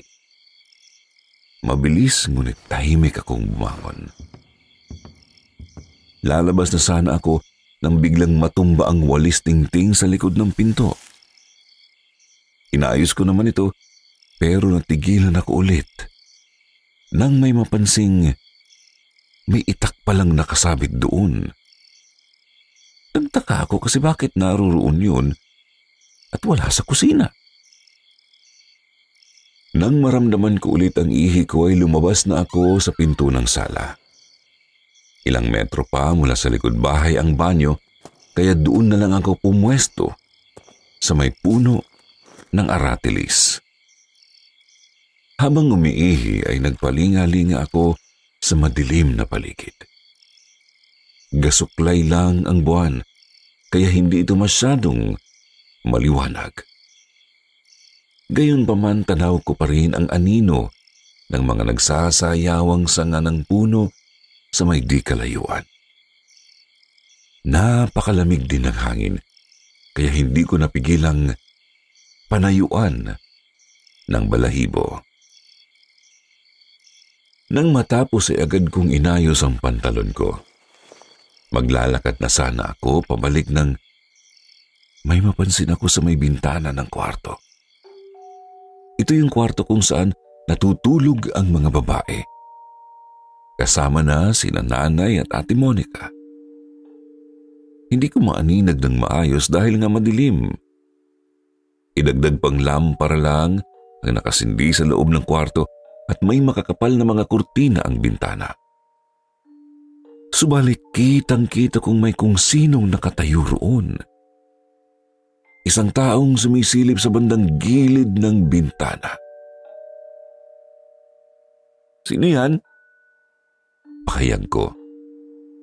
Hindi sumagot, ngunit naaninag ko siyang gumalaw. Tipo ng kilos na nataranta dahil sa pagkabigla. Doon ko naisip na baka masamang loob ang taong yun at may hindi magandang balak sa bahay. Sino yan? Muli akong nagsalita ng mas madiin at mas malakas ng bahagya. Pumulot na rin ako ng batong pwedeng ihagi sa kung sino kapag kinailangan. Nang mapansin kong tumatakbo palayo ang nakita ko, agad ko na itong binato kasabay ng sigaw na, "Hoy! Sino ka?" Nasa isip ko kasi, kung kilala yun ni na Lolo Boning at kung wala siyang balak na masama, hindi ganon ang ikikilos niya. Subalit gulat na gulat ako nang bigla na lang itong umigik. Takang-taka ako kasi, baboy? Baboy lang yung nakita ko. Pero tao talaga yung naaninag kong sumisilip sa bintana ng kwarto eh. Paanong naging baboy yun? Victor, anong ginagawa mo dyan sa labas? Halos lumukso ang puso ko nang bigla akong tinawag ng pasigaw ni Lolo Boning. Nakita ko siya sa may pinto ng sala kasama si Tatay. Patakbo akong lumapit sa kanila at tarantang ikinwento ang nakita ko. Lalo akong nagtaka nang mapailing si Lolo. Kinuha niya ang itak sa likod ng pinto at dali-daling tinawag ang tatay ng pinsan naming si Buboy. Si Tatay Fredo naman ay pinapasok na ako ulit sa loob. Tinanong ko si Tatay kung ano ba ang nangyayari. Sabi niya, "Sa totoo lang anak, hindi ko rin alam eh. Basta sabi ng lolo mo may gumagala daw na aswang dito sa bukid. Kaya ayon, hindi mapakali ang mga tao rito kapag gabi." Kamot ko naman sa aking noo. Aswang? Ano pong aswang? May mga ganun pa ba sa panahon ngayon, Tay? Anak naman, dekada 70 na. Sa tingin mo ba may aswang pa rin? Siyempre wala na, no? Hindi rin naman ako naniniwala sa ganyan. Pero yun nga, matibay ang paninindigan nila rito tungkol dyan. Hindi na lang ako nakipagtalo para wala ng gulo. Lumipas ang ilang minuto, bumalik na sina Lolo Boning. Agad niyang sinabit ulit ang itak sa likod ng pinto at sinabing hindi raw nila nahuli. Tinanong ko kung ano ba ang hinabol nila, pero hindi niya ako sinagot. Kinuha ko siguro ayaw niyang malaman naming mga apo niya ang tungkol sa aswang. Ayaw niya kaming takutin. Kinabukasan nga ay hindi rin niya sinabi kina Nanay at Ate Monica ang nangyari ng nagdaang gabi. Kinaumagahan nga noon, matapos magalmusal, agad na kaming naghandang magpipinsan para gumala. Ako, ang aking Ate Monica, si Ate Jessica, si Buboy at Annie. Napakaganda talaga ng lugar na yon, kaya masyado kaming nawili at medyo napalayo. Malamig at presko ang hangin, tapos panay mga ibon lang ang maririnig sa paligid. Marami kaming nalagpasang mga bahay ng mga kakilala. Niimbita nila kaming pumasok muna at kumain, pero tumatanggi kami. Mas gusto pa kasi naming maglakad-lakad, lalo't bihira lang sa aming mga taga-syudad ang makagala ng sariwang hangin ang nilalanghap. Napadaan kami sa malalawak na palayan, umakyat ng burol, namitas ng bayabas at makopa sa taniman ng prutas at tumawid ng ilog. Nanirador pa nga ng mangilan-ngilang mga ibon si Buboy, tapos tinuruan din niya ako kung paano. Hindi na namin namalayan kung ilang oras na kaming gumagala. Hanggang sa may natanaw akong bangin at may maliit na bahay kubo sa malapit. May mga tanim ding iilang puno ng saging sa magkabilang gilid ng bahay. Natatandaan kong meron ngang bangin doon, pero hindi ko maalalang may bahay at taniman ng saging. Sabi ni Buboy, bago nga lang may tumira rito banda sa may bangin mga insan. Wala pa ngang 2 taon mula nang may magtayo ng kubo rito eh. Tapos ayan, nagtanim nga ng mga puno ng saging. Singit naman ni Annie. Tsaka uy, alam niyo ba, kakaiba yung matandang nakatira dyan. May mga sabi-sabing, aswang daw yung Mang Pedring. Di kasi masyadong lumalabas at ilag sa mga tao. Naningkit ang mga mata ko sa sinabi ni Annie. Napatanong din sa sarili kung talaga nga bang ganito katibay ang paniniwala ng mga taga-roon tungkol sa aswang. Si Ate Monica naman ay napakamot sa batok. Siyempre, hindi kami naniwala. Moderno na ang panahon eh. Wala nang puwang ang mga ganoong paniniwala sa mundo. Isa pa, mukhang hindi naman aswang yung matandang lalaki na nakadungaw sa bintana ng kubo. Oo, medyo kakaiba yung titig niya sa amin, lalo't medyo malaki nga ang kanyang mga mata at halos di kumukurap. Pero pangkaraniwan naman kung titignan ng kabuuan niyang itsura. Inisip kong baka naman nagtataka lang kung sino kami. Victor, yung matanda nakatitig yata sa akin. Napalingon ako sa kapatid ko nang bumulong siya sa akin. Napalingon din ako ulit sa matandang nakadungaw at napansin kong nakatitig nga siya sa aking Ate Monica. Napansin ko ring napakapayat pala nito sa puntong lubog na ang kanyang mga pisngi. Napakagulo rin ng puting buhok na abot hanggang balikat. Sabi ko na lang kay ate, ako, baka naman nagagandahan lang sa iyo si Mang Pedring. Ang iksi naman kasi ng maong na palda mo. Pabiro ko lang yung sinabi. Pero totoo rin naman kasing may kagandahan nga si Ate Monica. Ang kaso, hindi talaga siya mapakali. Nahalata ko nang sinara niya ang zipper ng dilaw na jacket niya. Kilala ko si ate. Oo, medyo makabago talaga kung manamit. Pero naaasiwa kapag may mga lalaking masama ang titig sa kanya. Ilang sandali pa niyaya na kami ng isa pa naming pinsan na si Ate Jessica. Siya yung pinsan naming galing sa Cebu at kaedaran ni Ate Monica. Sinabi niyang hindi na rin daw kasi talaga siya komportable sa lugar. Partikular sa tingin ng matanda sa amin. Kaya naman, naglakad na kami papalayo. Lumingon pa ako kay Mang Pedring sa huling pagkakataon. Nakita kong hinahatid niya kami ng tingin at saglit niyang dinilaan ang ibabang labi. Nakita ko ring tumingin ito sa akin. Sandaling tumalim ang mga mata at saka nagsara na ng bintana. Ilang minuto pa ng paglalakad ay nakarating na kami sa bahay na pinakamalapit sa bangin. Bahay yun ng isang kababata ni tatay. Tinawag kami nito bagamat kita ko sa itsura niya ang pagtataka. Nagpunta kayo roon sa may bangin? Bungad niya sa amin nang makalapit kami sa kanilang bakuran. Tumango naman kami tapos dinugtong niyang, "Naku, huwag na kayong babalik doon. Delikado roon ngayon.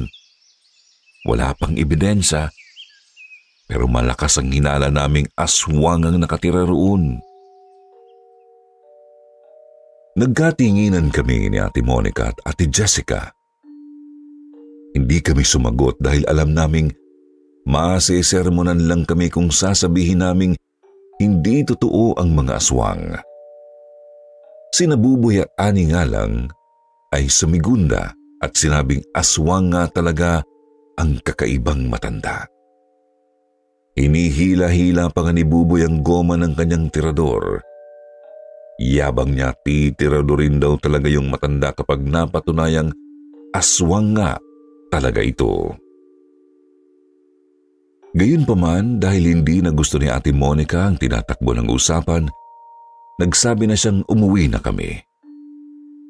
Sumang-ayon naman kami ni Ate Jessica. Sinabi ko ring baka gabihin kami sa daan para hindi na kami magtagal doon sa bahay ng kababata ni tatay. Kaya naman matapos makapagpaalam ng maayos, nagsimula na nga kaming lumakad ulit pabalik sa bahay nina Lolo Boning at Lola Isang. Tuloy-tuloy lang kami sa paglalakad habang nagkwekwentuhang magpipinsan. Hindi na nga rin namin namalayang magtatakip silim na pala. Kaya sinabi ni Ani na kailangan na naming magmadali. Nang malapit na kami ay natigilan ako nang mamalayang hindi namin kasama ang aking Ate Monica. "Nasaan si Ate Monica?" tanong ko sa mga pinsan ko. Nakapagtatakang wala ring nakapansin agad. Hindi rin namin sigurado kung kailan at saan banda nawala si ate. Sinabi ko kay Ani na tumuloy na sa bahay para sabihan sina tatay. Tapos ako, si Buboy at si Jessica naman ay babalikan ang dinaanan at napuntahan namin. Mabilis kumalabog ang dibdib ko at pinagpawisan ako ng malamig. Oo, paminsan-minsan nag-aaway din kami ng aking Ate Monica, pero malapit kaming magkapatid sa isa't isa. Kaya kung kailangan kong baliktarin yung mga burol at bundok doon, gagawin ko, mahanap ko lang ang ate ko. Sinuyod namin ang mga nadaanan namin at nagtanong-tanong sa mga kakilala. Wala raw nakakita kay ate. Pero may napansin akong kakaibang detalye. Yung mga tao sa unang dalawang bahay mula sa bangin, nagsasabing kasama pa naman daw namin si ate nang mapadaan kami pauwi. Pero sa ikatlo, nagtaka na sila kasi hindi na namin kasama si ate nang makita nila kaming naglalakad pauwi. Kaya naisip kong malamang naroroon lang si ate sa pagitan ng mga bahay na yon. Isang bahagi ng bukid na nagsisilbing taniman ng mais. Nahirapan kaming maghanap kasi makati ang mga dahon ng mais. Subalit hindi ko na ininda yun kasi alalang-alala na ako sa kapatid ko. Idagdag pang gumagabi na tapos mayat-maya pang sumasagi sa isip ko ang tungkol sa aswang. Hanggang sa nakita na nga ni Buboy si Ate Monica. Nakaupo sa lupa doon nga sa may gilid ng taniman ng mais sa bahaging papunta na sa gubat. Halatang wala sa sarili ang Ate Monica ko. Hindi makausap ng maayos. Basta binubulong lang niyang naligaw lang daw siya kaya hindi siya nakasunod sa amin. Ang labo talaga niya noon. Hindi ko siya maintindihan. Pati nga yung dilaw na jacket niya, hindi na niya suot. Sabi niya na iwala daw niya yung jacket. Bagay na ang hirap paniwalaan kasi paboritong-paborito niya yun. Binurdahan pa nga niya ng pangalan ng bandang leeg ng panakip sa dulo. Regalo kasi yun ni nanay sa kanya. Kaya naman talagang iniingatan niya ng husto. Nang mapuntahan kami ni tatay sa may taniman ng mais, agad na niya kaming pinauwing magpipinsan. Siya na ang umakay kay Ate Monica pabalik sa bahay ni na lolo't lola. Pagkarating ay sermong malala agad ni nanay, lolo at lola ang sumalubong sa amin. Mabuti na lang talaga at dinipensahan kami ni tatay. Sabi niya, pagpasensyahan niyo na lang. Nasabik lang namang mamasyal yung mga bata. Saka mamaya na lang po yung sermon, pagpahingahin na lang muna natin. Lalarga na po kami pabalik ng syudad bukas eh. Hindi ko alam, apo. Pero simula noong insidenteng yun, ay nagbago na ang aking Ate Monica. Hindi na siya halos kumikibo. Kahit sa karaniwan ay medyo madaldal naman talaga siya. Aktibo at pabibo rin siyang dalaga, ngunit nang makauwi kami, ay halos walang buhay na akong kumilos. Nagkakatuwaan pa rin naman kami kahit papaano at malambing pa rin siya kay Nanay Betty. Subalit hindi talaga maitatanggi ang kanyang pinagbago. Lalo na sa pagdaan ng mga buwan. Sa tuwing tinatanong din namin kung ano ba talaga ang nangyari doon sa bukid, hindi naman siya sumasagot ng malinaw. Basta hindi raw niya alam bakit siya napalayo sa amin noon. Isip niya baka raw nawili lang siya masyado sa preskong hangin at tunog ng mga ibon, kaya siya naligaw. Mabilis dumaan ang mga araw. Palala ng palala ang pagiging malamlam ng pagkatao ng aking Ate Monica. Hanggang sa paglipas ng halos 1 taon, tuluyan na nga siyang dinapuan ng hindi maipaliwanag na sakit. Taas-baba ang lagnat at pabalik-balik ang ubot sipon. Namumula rin ang balat at naglalagas ang buhok.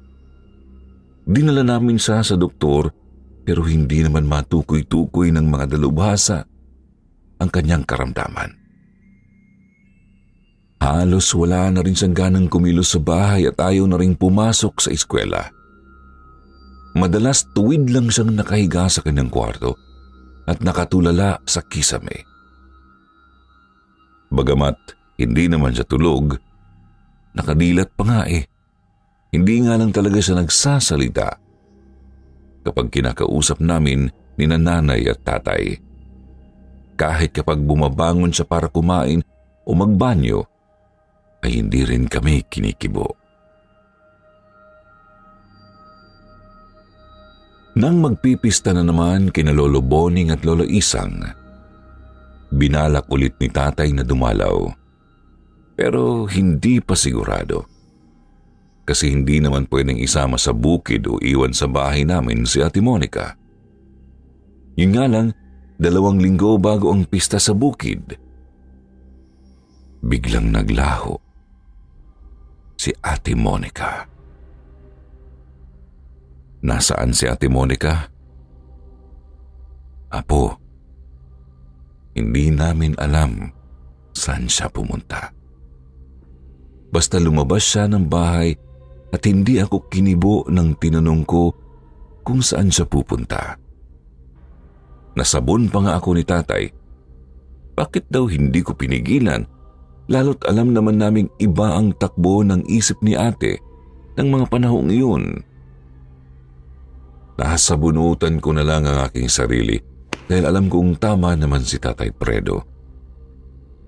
Ipinukpok ko sa sariling kasalanan ko talaga kapag hindi na nakauwi si Ate Monica. Lumapit kami sa mga pulis. Nagtanong sa mga kakilala at nanawagan sa mga istasyon ng radyo. Pinakalat namin yung mga retrato ni ate at detalye nang napansin kong suot niya nang umalis. Pulang t-shirt na may nakaburdang oso at berdeng jogging pants. Hindi pa uso ang internet at yung Facebook noon, kaya talagang nangangapa kami sa paghahanap. 1 linggo bago ang pista sa bukid, nasa kusina kami noon. Nagluluto si Nanay Betty. Si Tatay Fredo naman ay nakapangalumbaba sa mesa habang ako ay isinusubsob ang ulo sa mga braso. Walang nagsasalita. Ngunit dama ang bigat ng pangamba sa loob ng bahay. Hanggang sa biglang tumunog ang telepono sa sala. Dali-dali itong tinungo ni tatay at agad ko naman siyang sinundan. Si Lolo Boning pala ang tumawag. Ngunit gulat na gulat at takang-taka kami sa sinabi niyang, "Fredo, hindi pa rin ba natatagpuan si Monica?" "Ay, heto. May nahanap kami ritong natagpas na bahagi ng dilaw na jacket. Yung bandang panakip sa ulo ba? Yun lang ang nahanap namin. Wala ang mismong katawan ng damit eh. Naalala ko, ganito yung suot ni Monica nang pumunta kay Rito eh." Pahayag naman ni Tatay Fredo. Opo, tay. Hindi pa rin nahahanap si Monica. Pero yung dilaw na jacket po ba, nawala po niya yan dyan sa bukid eh. Yun bang nawala rin si Monica sa may taniman ng mais? Nang mahanap namin siya eh, hindi na niya yan suot. Ano ka mo? Nawala niya yung jacket. Kung gano'n eh, bakit panakip sa ulo na lang yun nandito? Tapos kung titignan ay mukhang napakatagal na nitong naiwan sa lupa eh. Tsaka bakit may bahid ng tuyong dugo? Nagimbal kami sa sinabi ni Lolo Boning. Si Nanay Betty pa nga ay agad napaantanda at napaiyak. Dahil doon ay dali-dali kaming bumiyahe ni Tatay Fredo papuntang Davao del Norte, sa may lugar ni na Lolo at Lola. Nagpaiwan si Nanay para mag-abang ng balita sa mga tumulong sa paghahanap kay Ate Monica. Pagkarating namin, agad pinakita ni Lolo sa amin ang nakita nilang pirasong dilaw na tela. Hindi ko alam ang mararamdaman dahil kumpirmadong bahagi nga iyon ng jacket ni Ate Monica. Naroroon pa nga ang nakaburda niyang pangalan sa may bandang leeg bago ang bahagi kung saan natagpas ang tela mula sa katawan ng damit. Nakumpirma rin namin ni tatay na tuyong dugo nga ang mantsa sa tela. Punit-punit na rin ito na animoy pinaglaruan ng kung anong mabangis na hayop. Dagdag pa sa pagkabahala namin, natagpuan daw ito sa eksaktong lugar kung saan namin nahanap si Ate Monica matapos maligaw. Nakita ng may-ari ng taniman ng mais nang bungkalin niya ang bahaging iyon ng lupa. Kakausapin ko yan si Pedring. Biglang sabi ni Lolo Boning na ikinagulat namin ni Tatay Fredo at Lola Isang. Tugon naman ni tatay, "Tay Boning naman, hanggang ngayon ba hindi niyo pa rin iniiwan yung paniniwala niyo sa aswang? Ano pa bang patunay ang gusto mo, Fredo?" Ayan na nga oh. Punit na parang pinaglaruan ng hayop yung tela. Tapos may bahid pa ng dugo. Hindi ka pa rin naniniwala? Marami naman po kasing pwedeng paliwanag dyan eh. Di ba nga naiwala ni Monica yung jacket niya? Paano kung may sugat ang hayop lang na naglaro dyan sa jacket? Tapos iniwan na lang sa lupa? Paano naman kasi magiging dugo ng anak ko yan? Alangan namang bumiyahe pa siya papunta rito matapos siyang mawala sa Davao. Tapos, di niyo alam na nakarating siya? Kalukuhan yun, tay. Oo na, sige na. Maraming pwedeng posibilidad. Pero hindi mo maitatangging kasama doon ang posibilidad na aswang nga ang gumawa niyan. Tandaan mong hindi lang ito ang unang pagkakataong may nawalang dilag na dayo dito sa bukid, Fredo. Marami ng mga nauna pa sa anak mo. Wala naman kayong solidong ebidensya na aswang nga yung gumawa niyan, tay. At wala rin kayong patunay na si Mang Pedring nga ang aswang. Guguluhin niyo pa yung nananahimik na tao eh. Ano bang guguluhin niya sinasabi mo? Ang sabi ko, kakausapin ko lang. Kung hindi siya ang aswang, ay di hindi. Napatangis na lang ng mga bagang at napakamot sa batok si tatay sa mga narinig. Hindi rin namin nagawang pigilan si Lolo Boning nang magtawag na ito ng ilang mga kalalakihang isasama papunta sa may bangin. Lahat ng mga ito ay may bitbit o sukbit na bagong hasa na mga patalim, gaya ng mga itak at pangsakang karit. May kasama ring 2 mga albularyong may bitbit na tig-isang bayong. Maski ang pinsan kong si Buboy ay sumama rin. Dala ang sariling itak at tirador. Hindi man naniniwala sa aswang, napagpasyahan na rin ni tatay na sumama na kami sa grupo. Natatakot kasi siyang baka kung ano pa ang gawin ni Lolo sa pinaparatangang matanda. Noon din ay binigyan kami ni Lolo ng mga supot ng asin at dinurog na bawang. May inabot din siyang mga benditadong rosaryo na kailangan daw naming isuot sa leeg. Bago umalis, sinabihan ni Lolo si tatay na tawagan si Nanay Betty. Maging alerto raw kapag may nakitang katawan ng puno ng saging malapit sa bahay namin sa syudad. Hindi nga lang ito sinunod ni tatay dahil hindi namin makita ang kaugnayan ng puno ng saging sa nangyayari kay Ate Monica. Apo, kabadong-kabado ako noon. Habang naglalakad kami papunta sa may bangin. Sa totoo lang, hindi ko sigurado kung ano bang aasahan ko. Iniisip ko baka andoon si ate, pero bakit naman doon pa siya pupunta kina Lolo matapos niyang umalis ng bahay? At kung doon nga siya pumunta, bakit hindi siya tumuloy kina Lolo Boning? Nasaan ka na ba kasi, ate?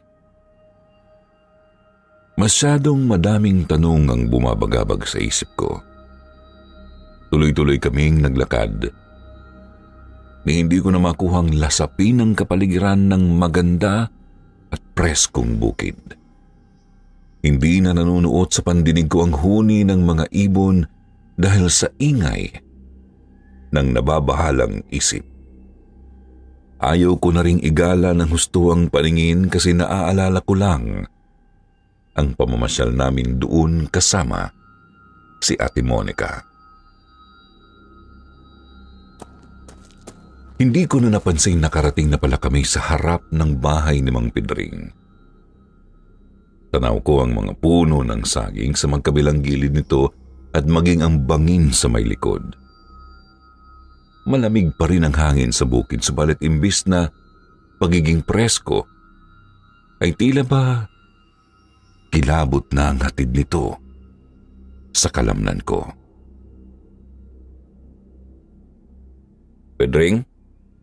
Si Boning ito. Naririyan ka ba? Pedring? Pedring? Nagsimulang magtawag at kumatok sina Lolo sa kubo ng kakaibang matanda. Subalit nakakailang minuto na kami sa paghihintay ay walang tumutugon. Naghintay pa kami ng konti, pero wala pa rin talaga. Hanggang sa nainip na si Lolo. Sinabihan niya ang mga kasama na hukayin ang bandang gilid at ilalim ng kubo. Nataranta si Tatay Fredo kasi hindi na talaga tamang makialam kami sa bahay ng may bahay. Pwede kaming makasuhan kung sakali, lalo't wala kaming kasamang pulis.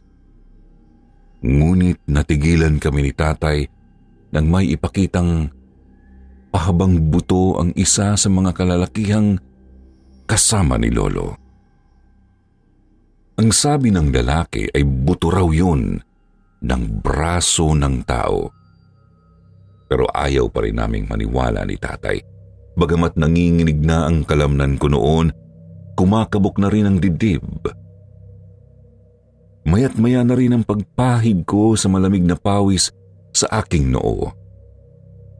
Tuloy lang sa paghuhukay ang mga kalalakihan hanggang sa may nahanap na silang bungo.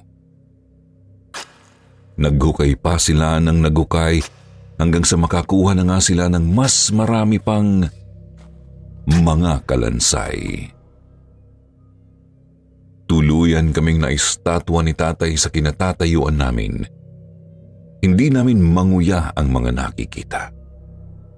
Wala kaming maibigay na paliwanag o katwiran kung bakit napakaraming nakalibing na mga kalansay sa ilalim ng kubo ni Mang Pedring. At habang pinipiga ko ang isip, nagulat na lang ako nang mapasigaw si Buboy.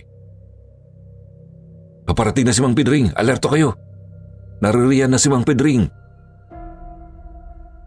Lumingon ako sa itinurong direksyon ni Buboy. Nakita ko nga si Mang Pedring nakatayo sa may di kalayuan. Nanlilisik ang mga mata. Nagtatangis ang mga ngipin at nakakuyom ang mga palad. Ilang sandali pa ay bigla itong nagtanong sa malakas na boses. Ang ginagawa niyo sa bahay ko? Bistado ka ng demonyo ka! Balik singhal naman ni Lolo. Sabay bunot sa itak na nakasukbit sa kanyang bewang. Sunod na ring hinanda ng mga kasama naming kalalakihan ang kani-kanilang mga patalim. Maski ang mga albularyo ay may dinukot na rin sa kanilang mga bayong. Naisip siguro ni Mang Pedring na madami kami. Kaya tumalikod ito at agad tumakbo. Gulat na gulat ako sa nakita kong bilis ni Mang Pedring noon. Kahit kasi napakatanda na nito at itsurang uugod-ugod, ay napakabilis pa rin itong nakalayo. Sinubukan pa siyang sabuyan ng asin ng mga albularyo pero hindi tinamaan. Mabuti na lang talaga at nakahanda na pala ang pinsan ko. Dumampot siya ng batong mabilis niyang sinausaw sa asin. Sa isang kisap mata ay agad niyang tinirador ang matanda. Tinamaan ito sa may kaliwang balikat at agad na nadapa. Susugurin na sana siya ng mga kalalakihan ngunit nahintakutan kaming lahat nang bumangon ito. Iba na ang anyo. Nabalot ng maiitim na mga kaliskis ang buong balat. Humaba ang puting buhok at lalong nanlisik ang namumulang mga mata. Napakahahaba rin ng matatalim niyang mga ngipin at kuko. Nagpakawala ito ng isang napakalakas na hiyaw, katunog ng atungal ng isang mabangis na hayop gubat. Sinasabi ko na nga ba, isang gabunan! Galit na sumigaw si Lolo Boning. Lalong hinigpitan ng kapit sa matalas na itak. Nakahanda na sanang lumapit ngunit mabilis na lumundag ang halimaw patungo sa mataas na sanga ng isang puno. Lumundag pa ito ng paulit-ulit sa kakahuyan hanggang sa tuluyang nakalayo.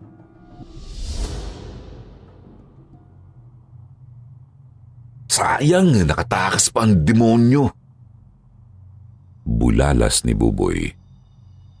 Sabi naman ni Lolo Boning, hindi ako papayag na hindi natin mapatay ang punyetang yun. Makumpirma ko lang talaga na siyang dumali sa apo ko. Hindi ako titigil na tugisin ang pedring na yun. Doon ay bigla namang sumabat si Tatay Fredo. Tay, ayan at totoo nga pala talagang aswang si Mang Pedring pero paano naman ang nangyari? Nasasabi niyong siya ang nagpahamak kay Monica. Tinuntun ba niya ang anak ko sa syudad tsaka kinuha? Gabunan, Fredo. Isang gabunan ang hayop na yon. Sana nga ay mali ako, anak. Sana talaga ay mali ako.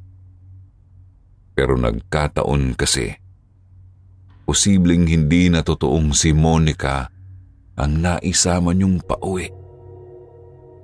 Maaaring napalitan na ito ng isang kopya na gawa ng gabunan. Ginawa gamit ang katawan ng puno ng saging tapos pinagmukhang kawangis ni Monica. Habang ang totoong si Monica naman ay dinagit na ng demonyong yun. Sus Mariusip naman, Tatay Boning, huwag nga kayong magbiro ng ganyan. Hindi na ipinagpilitan ni Lolo ang naisip. Lalo't hindi pa naman siya sigurado. Nagsimula na lamang kaming maglakad noon pabalik sa kanilang bahay ni Lola. Subalit, isang balita ang gumimbal sa amin nang makarating. Nakausap daw pala kasi ni Lola Isang si Nanay Betty sa telepono. Sabi raw ni Nanay, may natagpo ang katawan ng puno ng saging. Naroroon ito sa isang bakanteng lote. May 2 kanto ang layo mula sa bahay namin sa syudad.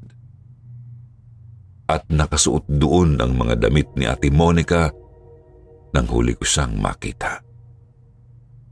Pulang t-shirt na may nakaburdang oso at berdeng jogging pants. Hindi namin sinabi kay Nanay Betty ang tungkol kay Mang Pedring. Ayaw naming lalong basagin ang kanyang bumibigay ng damdamin at isip. Kaya naman wala kaming magawa ni Tatay, Lolo at Lola noon kundi ang umiyak ng umiyak. Maski sila Buboy at Ani ay hindi na rin napigil ang emosyon.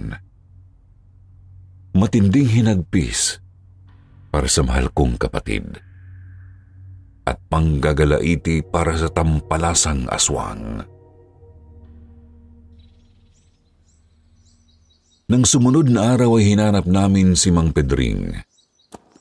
Lalo't di na talaga siya bumalik sa kanyang kubo sa may bangin. Sa tulong ng mga taga roon, hinalughog namin ang mga karatig baryo ni na Lolo Boning.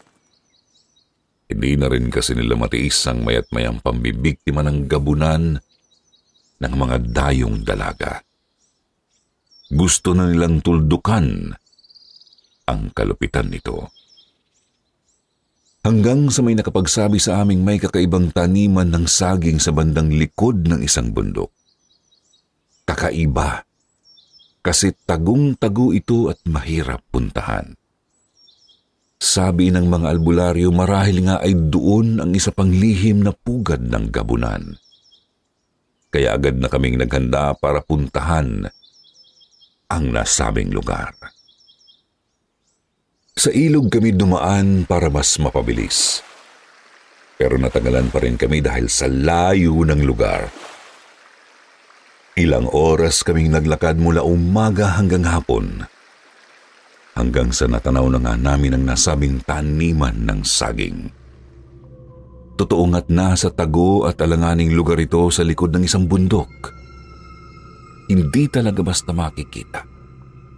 Lalo't napakakapal ng gubat doon. Bago pa man kami tuluyang lumapit ay nagpahid kami ng langis. Sabi ng mga albularyo, hinturang lana raw yun. Makatutulong para hindi kami agad maamoy ng gabunan. Maingat kaming sumuong sa gubat na puno ng malalaking mga puno at matataas na mga damo. Ramdam ang kaba at takot sa bawat isa. Wala ni isa man sa amin ang nakasisiguradong makauuwi pa kami ng buhay. Gayunpaman, bawat isa rin ay desididong tapusin na ang kalokohan ng aswang na si Mang Pedring. Nang makalapit kami sa may paanan ng bundok, natanaw namin ang isang maliit na kubo sa harap ng taniman ng saging. Doon ay hinanda na ng mga kasama naming kalalakihan ang kani-kanilang mga patalim. Ang mga albularyo naman ay hinanda na ang kanilang mga pangontrang langis at mga buntot pagi. Kami ni Tatay Fredo ay alerto na ring hinanda ang hawak naming mga supot ng asin at dinurog na bawang. Si Buboy nga rin ay marami ng mga batong binabad na sa asin at banal na tubig. Dahan-dahan naming pinalibutan ng kubo. Nang maging handa na kami, humugot ng malalim na buntong hininga si Lolo Boning at sumigaw, "Pedring! Lumabas ka diyang damuho ka! Lumabas ka at harapin mo kami! Kay tapang-tapang mong mandagit ng mga dilag pero bahagang buntot mo sa amin! Lumabas ka dyan at mag-toast tayo! Labas!" Nang tumahimik saglit si Lolo, naulinigan naming may umuungol sa likod ng pinto. Ungol na katulad ng sa mabangis na hayop. Nanlamig ang katawan ko sa kilabot. Napatanong sa sarili kung kakayanin ba naming mapuksa ang halimaw. Nang walang ano-ano'y biglang bumukas ang pinto. Matuling lumabas si Mang Pedring na nasa anyong aswang at agad nakakalmot ng iilan sa mga kasama namin. Yung isa ay nakalmot sa may balikat. Yung isa naman ay wasak agad ang sikmura at agad binawian ng buhay. Kumilos ang mga albularyo. Winasiwas ang kanilang mga buntot pagi at nagbigkas ng mga dasal na hindi ko maintindihan. Si Lolo pilit sinasabuyan ng asin si Mang Pedring. Pero hindi niya matamaan kasi masyado itong mabilis. Hindi nga rin makatama si Buboy dahil nga ang hirap tansyahin ng kilos ng inaasinta. Samantalang si Tatay naman nakatuon sa pagbabantay sa akin at baka madali ako. Maya't maya rin kaming nagsasaboy ng asin upang siguraduhin hindi makalalapit sa amin ang halimaw. Maraming nasugatan at may ilan nang napatay sa Mang Pedring. Kahit si Lolo sugatan din. Pero marami na ring tama ng patalim, buntot pagi at mga pangontra ang aswang. Oo, malakas siya at mabilis. pero lamang kami sa bilang. Yun ang tangi naming pinanghahawakan, lalo't alam naming nasa panig din namin ang may kapal. Nang sinalakay dito ang isang lalaki, nagawa ng dapat sana'y biktima na masaksak ang bandang leeg ng halimaw. Natigilan ito kaya agad na pinagtulungan ng taga at saksak ng mga kasama namin. Sinabuyan din ng madaming pangontra hanggang sa tuluyan na itong matumba sa lupa. Naghuhumiyaw. Pilit pa rin pumapalag kahit halatang nanghihina na. Hindi pa rin namin siya tinigilan hanggang sa nagpakawala na ito ng isang napakalakas na hiyaw.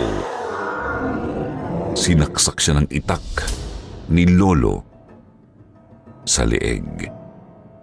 At doon ay bigla na itong nangisay sa lupa. Ilang sandali pa, tuluyan na rin itong nawalan ng buhay.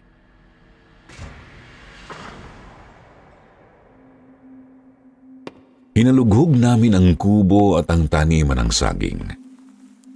Sa loob ng bahay ay may nakita kaming mga itim na libro, mga langis at mga ribulto ng dyablo. Hindi na rin nakagugulat na may nahukay din kaming mga kalansay sa bakuran. Subalit ang tuluyang dumurog sa mundo namin ni tatay at lolo ay nakita naming nakatali sa isang puno ng saging. Isang kalansay na suot-suot ang dilaw na jacket at maong na palda ni Ate Monica. Apo, sa totoo lang, napakahirap na pagpapasya ang ginawa namin ni tatay noon. Ni hindi ko pa nga rin makumbinsi ang sariling yun nga ang tamang gawin. Ang mga buto kasi ni Ate Monica doon namin inilibing sa bukid ni na Lolo Boning at Lola Isang. Hindi pa rin namin sinabi kay Nanay Betty na nahanap na namin ang kapatid ko. Sabi kasi ni tatay mas mahihirapan si nanay na tanggaping kinuha at pinahirapan ng aswang si ate. Kaysa isiping naglayas lang talaga ito. Kaya pagpasensyahan mo na ako, Mat, Apo. Sadyang hindi ko lang mapigilang maalala ang tungkol sa nangyari kapag nakaririnig ng mga kwentong aswang. Hindi ko mapigilang maalala ang tungkol sa mahal ko na si Ate Monica.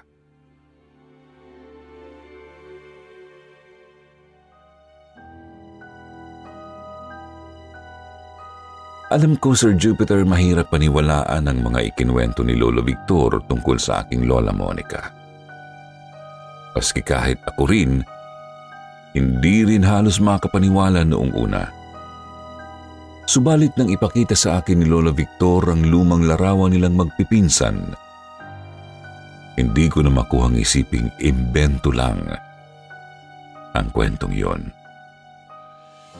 Nasa larawan kasi ang mga pinsan ni Lolo Victor na sina Lola Jessica, Lolo Buboy at Lola Annie.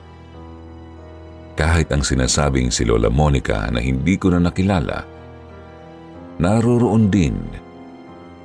Masaya silang nakangiti sa larawan.